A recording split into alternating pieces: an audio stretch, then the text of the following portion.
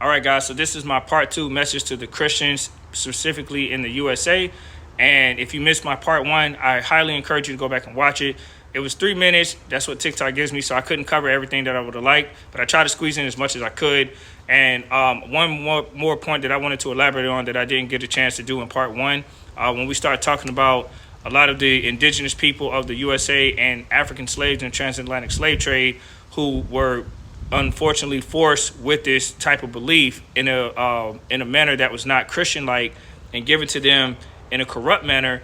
This is why a lot of people have a disdain for it. I started talking about that in part 1, but I wanted to elaborate. Just be mindful that Africa is a huge continent, so not everybody in Africa never knew of Christianity. In fact, Ethiopia is the oldest Christian region.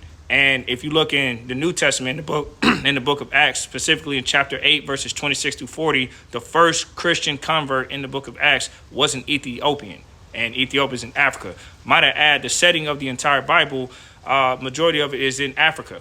And Egypt itself, it has different variation in names, but it's mentioned over 750 times in the Bible. So the setting actually took place in Africa. However, the west part of Africa was not really Christian foundation, but the east part of Africa was. So Africa is a huge continent. So when people think that Africans never worship Christ, we have to be very specific, because remember, Africa is a huge continent. It has a lot of vast people. So not everybody worshiped it, but then there were a lot of people who did. So Christianity's foundation the early church started in Ethiopia. Remember, the church was persecuted by the Romans for the first few centuries after Christ's resurrection.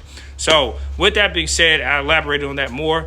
I just want to encourage to the Christian community that being a Christian is very challenging, and it's okay, guys, to admit that you don't know some things about the Bible, or you have a hard time understanding what it says. So when critics come to you or unbelievers come to you, not everybody's coming to you in a hostile manner or a rebellious manner. Now, granted, it is true, there are some people who will be rebellious because they simply just don't want to submit to anything. They want to live free, they want to do what they want to do, and they don't want to have any type of requirements to follow.